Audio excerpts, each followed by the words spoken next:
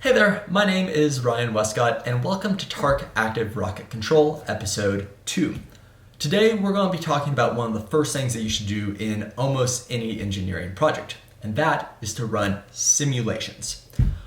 Just to recap, we are currently trying to build an air brake system like this that allows our vehicle to add or decrease drag mid-flight in order to reach a precise apogee and descend in a precise amount of time. We're first going to start with using the OpenRocket software package to design a two-dimensional schematic of our vehicle and run some physics simulations on it to see how the vehicle performs.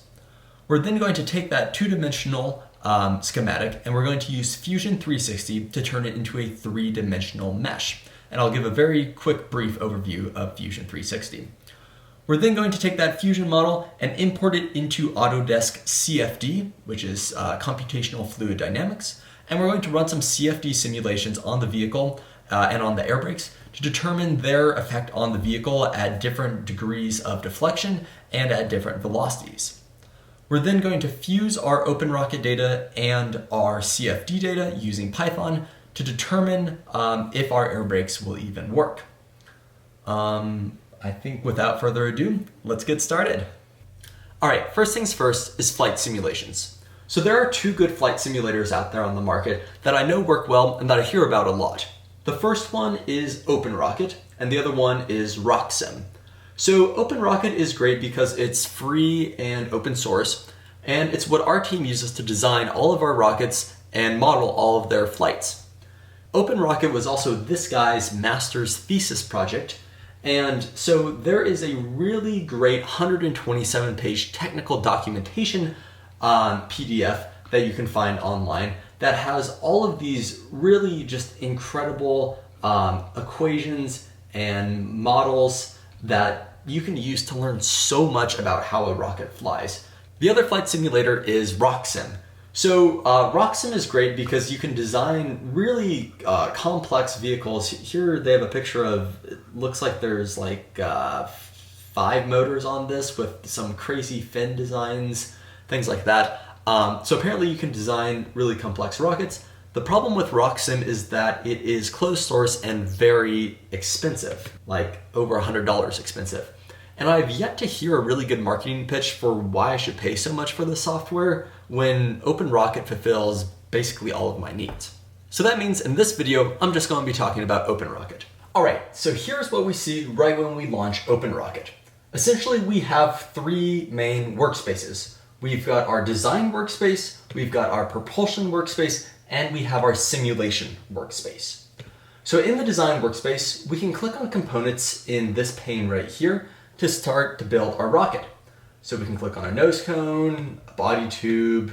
Maybe we want to make that body tube a little longer. We can double click on it and we can change the length right here. Maybe something like 40 centimeters long.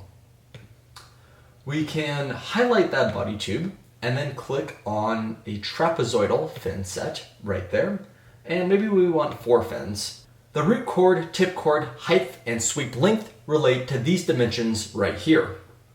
In this workspace, we can also add in things like an inner tube. Let's say we want to mount our motor in here.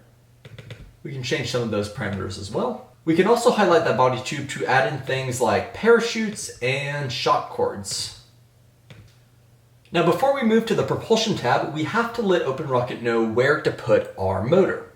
So if we double click on the tube where we want to put our motor, we can go over to the motor tab here and choose the option that says this is a motor mount. So now when we go over to our propulsion tab here, we can choose our inner tube right here to be our motor mount. So if we go to new configuration and then click on select motor, we can choose what motor we want to use. Let's say we want to use an Aerotech F50 right here. Once we have our motor in our rocket, the last thing to do is go over to our flight simulations tab, create a new simulation, and simulate that flight.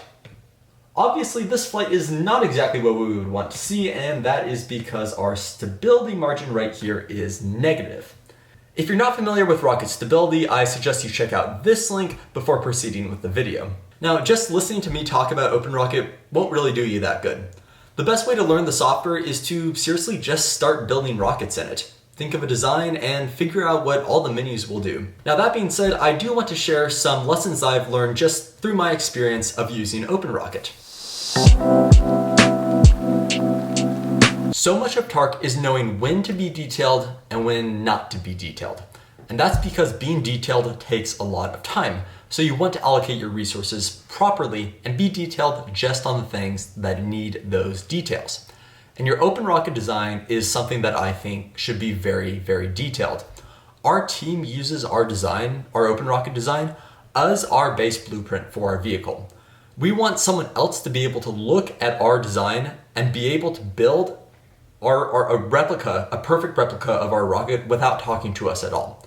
That means that while we're building our vehicle, we go through all the OpenRocket fields and fill out everything we can so that that design represents the real world as closely as possible.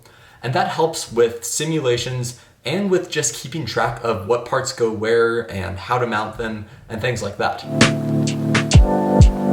Just about every component in your vehicle will be attached by CA, epoxy, or fasteners. And these components add weight to your vehicle. When we're using fasteners, we normally just weigh the screws and the nuts and the washers and add those as separate weight components in our OpenRocket design. But when we're using epoxy or CA, those are a lot harder to measure because generally you're applying them to the vehicle right out of the container. So it's hard to weigh those and see how much weight you're adding. So to compensate for that, normally we just round up a component's weight to the nearest gram or so from its measured weight. And then we put the actual measured weight of the component in the description or comments box so that we can keep track of that. That leads me to my next point. Always use the override weight option.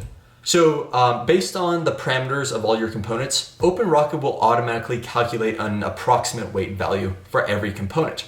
But in the real world, I can guarantee you 99% of the time, the real weight will almost always be different than that approximate weight. So measure your components and then override the weight for sure. Even if your component's weight matches that simulated value in OpenRocket, still override that component's weight because maybe you'll change one of those parameters in OpenRocket as just a tiny detail there, and then it'll recalculate the weight and change it. But now that new weight is different than that original weight, which was the same as your actual weight. So if you just check that checkbox and put in the actual weight, you wouldn't have that problem. Always make sure that the weight of your vehicle in the real world matches the weight of your vehicle in the simulation. And that's because there will always be a million tiny little factors that will change the weight of your vehicle. Maybe it's an added strip of paint or an added piece of glue or something like that. That's not 100% accounted for in your simulation. So what I like to do is before we fly, we put the vehicle wet mass with motor and payload, everything in it on the scale. We measure it and then we compare it to the simulation weight. And 9 times out of 10, the real vehicle will be a little bit heavier than the simulation. And to account for that, we just add a mass object right at the center of mass on the vehicle, and we increase that weight until the simulated mass equals the real world mass. And that allows us to tune out our simulation a little bit better and keep that extra little bit of detail. Now, along those same lines, you want to make sure that your simulated center of gravity is within a reasonable distance of the real world center of gravity. And that's because OpenRocket is really good at predicting the center of pressure of your vehicle, but it's not as good at predicting the center of gravity of your vehicle. So if your center of gravity is not in line with your simulated center of gravity, then your stability margin prediction will be off, and that can lead to some catastrophic results.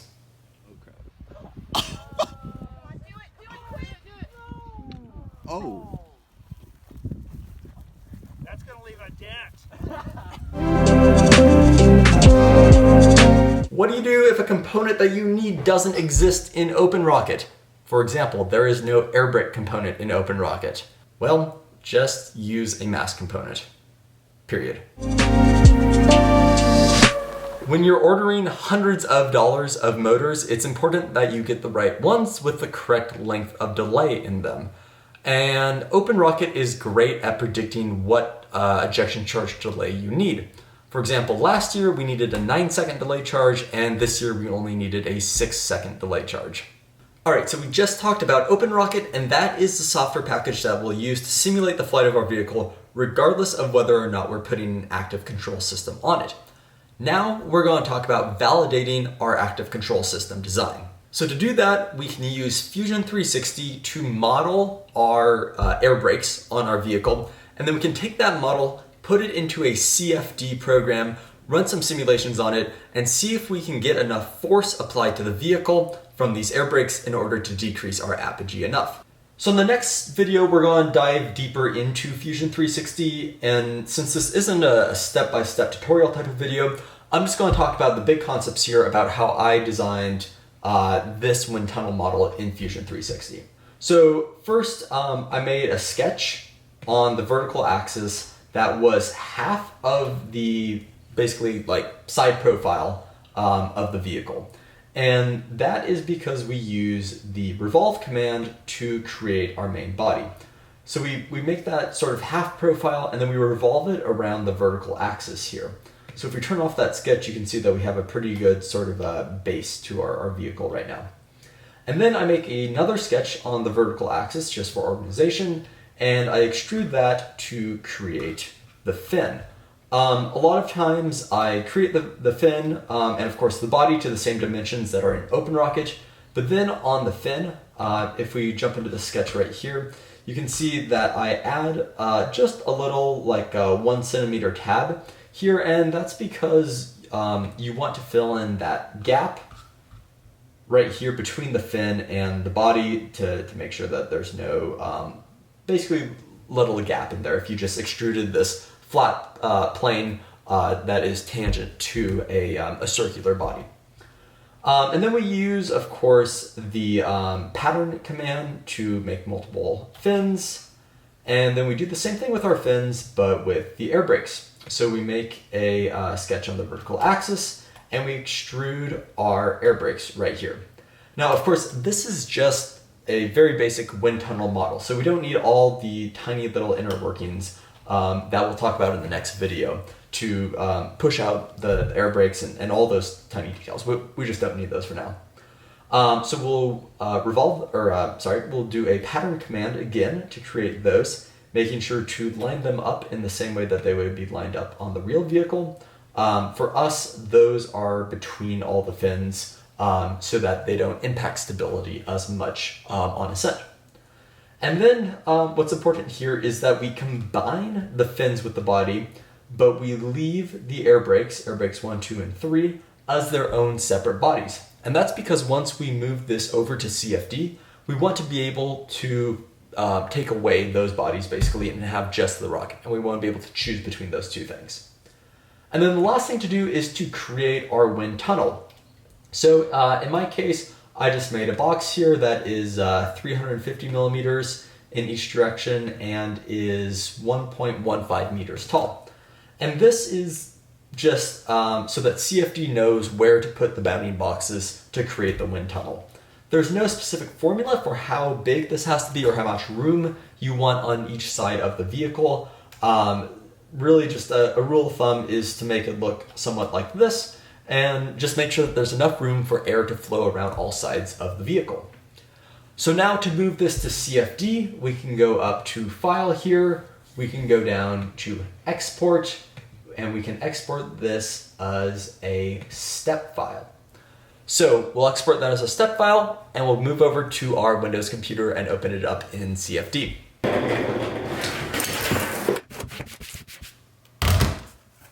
All right, so here we are over at my Windows machine. I've just taken the step file from Fusion 360, uploaded it to Google Drive, and downloaded it on this computer. So we're gonna open up that step file in CFD, and we're gonna run a few different wind tunnel simulations to see how much drag our air brakes add at different velocities. And then from that, we'll be able to fuse that with some OpenRocket data to determine if our size of air brakes right now will be able to slow the vehicle down enough. And if they don't slow the vehicle down enough, then we know we can go back to Fusion, change that, bring in a new design to CFD, and validate it in here one more time so that we know it works. All right, so let's open up CFD. So now we can go up here to New. We can find our step file, which is right here. Open that, and let's just call this TARC Active Rocket Control. Create that project. And as long as you've created your Fusion design correctly, we shouldn't really need to use this window that pops up right at the beginning. So right here we see a box, and this is basically our wind tunnel. And over here on the left, we can see all of our different parts. We can see our rocket, we can see our 3 air brake fins, and we can see our wind tunnel. And as you can see, these are all unassigned materials here. So the first thing we need to do is assign those to materials. So wind tunnel, we'll right click, we'll click on edit, and it looks like it defaults to a fluid and air, which is perfect. So we'll click apply, and that'll come up here, and you see now it is defined as a material. Second thing we want to do with that is just change that to an outline, so now we can see our nice beautiful rocket in there. And all of these, our rocket and our air brakes, these are still unassigned. If we shift click to highlight all of them, right click, click on edit, we can change these to a solid because a fluid rocket is not good. The specific solid doesn't matter a whole lot in this scenario because that is for thermal transfers, and we're not doing any thermal simulation here. So I'll just keep that at ABS. Click apply. So now we've got our solid parts and our wind tunnel here. Next thing to do is to change the boundary conditions. And this is where we define where the air is coming from and where it's going out and how fast it's flowing, etc., etc. So if we look at this side of our vehicle and we right click on the front there where we want air to be flowing in, we can change this to a steady state flow. And let's change this velocity magnitude to start with to 30 meters a second, and that unit is defined right there. So we can click apply. We need to let it know that air can flow out the back of the wind tunnel, so we'll go to this surface here, we'll click edit, and here instead of type velocity, we'll change that to pressure. We'll click apply, and that just lets it know that air can flow out of that end of the tube. All right, so that is all the setup that we have to do here. CFD sounds really complicated, but to get it set up and to run a simulation, it's actually pretty easy. So now we can go up here, we can click on solve. And one thing that we have to make sure that we change is under the physics tab, the compressibility needs to be compressible. I don't know why it always defaults to incompressible. So we need to change it to compressible flow. Temperature, I normally go with a nice 15 degrees Celsius, a cool 15 degrees Celsius, I should say. And the last thing that we want to look at is the iterations to run. So CFD is a iterative simulator. It starts basically with a guess, and then it keeps going until it hammers down what is true, basically. And I find that 300 iterations is plenty for almost any final test of a rocket like this in a wind tunnel scenario. So I'd say let's just change that to 300 there. This does take a lot of processing power. So on a i5 MacBook Pro with 8 gigs of RAM running Windows, it'll take, 10 minutes to do this maybe. Get it set up, let it run, let it do its thing. We can go ahead and click on solve. And while that's solving, let's go talk about the spreadsheet real quick to talk about how we're going to gather this data and extrapolate an equation from it. So this is what our spreadsheet looks like. We've got one column for total newtons of drag with no air brake deployment, and then we've got one column for total newtons of drag with full air brake deployment. And then we can use some spreadsheet magic to find out how much force is added for each different velocity that the rocket is traveling at. Obviously, we don't need to run CFD simulations for 0 meters a second because we know that at 0 meters a second, there is going to be no drag on the rocket. But we are going to want to run one for 30, 60, and 90 meters a second. I chose those velocities because the maximum airspeed of our vehicle is going to be about 90 meters a second. And I think 4 data points in total, 1 at the high end, 1 at the low end, and 2 in the middle, should be enough to give us a pretty accurate curve. Here's what the raw data looks like, and you can see exactly what we would imagine. As velocity goes up, the drag force also goes up. Now, as you can see, the curve is a little choppy, and that's because it is obviously a polynomial equation, and we can't extract that raw equation from just the spreadsheet here. So we'll use Python to find the optimal equation for that. All right, so it looks like our simulation is making some pretty good progress, and you'll know that you'll have enough iterations when these lines right here start to go flat. So as the simulation iterates, it'll start to add onto these lines, and sometimes it seems like it revises them a little bit. And we want all these to go flat. So, you know, it starts out wavy at the beginning, and we can start to see that this one right here is kind of going up a little bit. So we definitely want to run it a little longer than just 71 iterations. But once they start to go flat, that means we're good, we're solid, should be a pretty accurate simulation. Awesome. So our simulation has finished running. So now we're automatically moved to the results workspace here in CFD. So first of all, let's go ahead and set our wind tunnel here to just be an outline so that we can see everything inside. And before we get into the gathering the raw data, just a couple fun things here. If we click on planes and then click on add, right here we can see basically different slices of the wind tunnel and what's going on at those slices. So this plane just by default gets put right in the middle of our wind tunnel.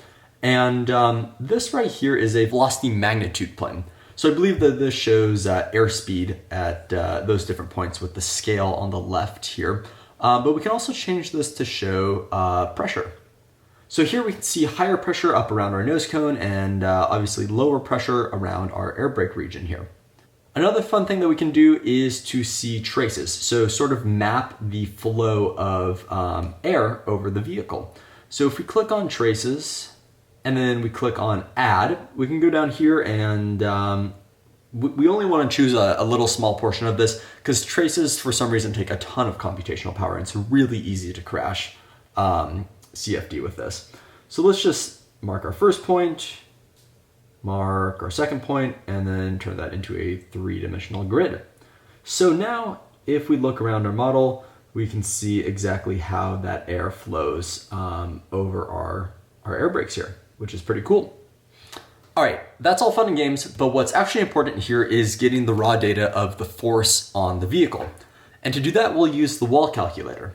So let's click on wall calculator, click on volume, and then we'll deselect our wind tunnel so that we can select our rocket and our air brakes. And then we're going to want to get force in newtons, so we'll select that, click calculate, and now we see data for all these different surfaces, and we go all the way down to the bottom, and we can see the total force in the y direction is about 5.738 newtons. So we're going to want to run the wall calculator at every iteration, or I should say at every different simulation, so that we know how much force is being applied to the vehicle so that we can go and put it into the spreadsheet. Let me show you real quick how to make those different simulations. So here we basically have 2 different parameters to our simulations. Either the air brakes are deployed or non-existent, and the speed changes. So let's say we want to move up a step and run a simulation at 120 meters a second with no air brakes. So we can right click on our last one here, we can say clone, and then let's just title this speed 120 deployment 0. And then we're going to want to include the mesh at least. So first, to change the speed, we do the same thing as we did at the beginning. We'll go to boundary conditions. We'll right click on the front surface here, click edit, and we're just going to change that to 120 meters per second. Apply. And then let's say we want to take the air brakes away. Well, that's pretty easy too. We'll just highlight all our air brakes here, right click, edit, And we're just simply going to change these to be air, because that'll make them essentially invisible to all the CFD calculations. So we'll just change the type to a fluid, to air, click apply, and there we have it. We have a simulation that will now run at 120 meters a second with no air brake deployment. All right, so once we've run our CFD wind tunnel simulations and used the wall calculator to determine how much drag is applied to the vehicle, we can start to fill out our spreadsheet. Let's download this as a CSV and create a directory where we can run a Python script. First, let's import all the regular goodies: pandas, numpy, matplotlib, sklearn, and just your good old built-in math libraries. Let's take our spreadsheet data and throw it into a pandas data frame. Now let's use matplotlib to toss up a graph of this data. Awesome, looks great. Now let's use sklearn to fit a degree 2 polynomial to our data. Alright, looks like our root mean square error is just 0.06 and our r squared is nearly 1. Awesome. Oh, and here are our coefficients too. Those are kind of important, I guess. Now, let's just make a quick function to return the drag in newtons from the fully deployed air brakes at any given velocity. If we plot this function, we should have a nice smooth curve like this. Now, at this point, I originally imported a CSV file of flight data from OpenRocket and tried to modify the simulation using some Newtonian physics equations, but obviously this did not work.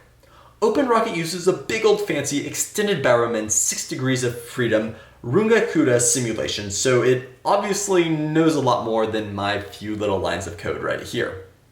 So because of that, I decided to take the coefficients that I had determined earlier and throw them into a real OpenRocket simulation. Since OpenRocket does not have native support for air brake deployment, I needed to write my own code to do this. Here's what the file directory for a typical OpenRocket extension looks like. The main class, here I just have it titled ARC for Active Rocket Control, initializes the package and creates a new instance whenever you load it up in a new simulation. The provider defines the simulation extension class and where it is displayed in the menu. The configurator allows you to build the UI for your extensions, but I just have it blank for now since I define everything in the code. Now, Simulation Listener is the real bread and butter of all this. This is what gets run at every step of the simulation. First, we define what time we want the air brakes to be deployed, then we put our coefficients into an array of doubles. This helps us create a simple function to get the added air brake drag in newtons with the input of velocity in meters per second. Now at every simulation step, we want to override these two functions. First, we'll get our current velocity from the flight conditions class. Then we'll get our current simulation time from the status class.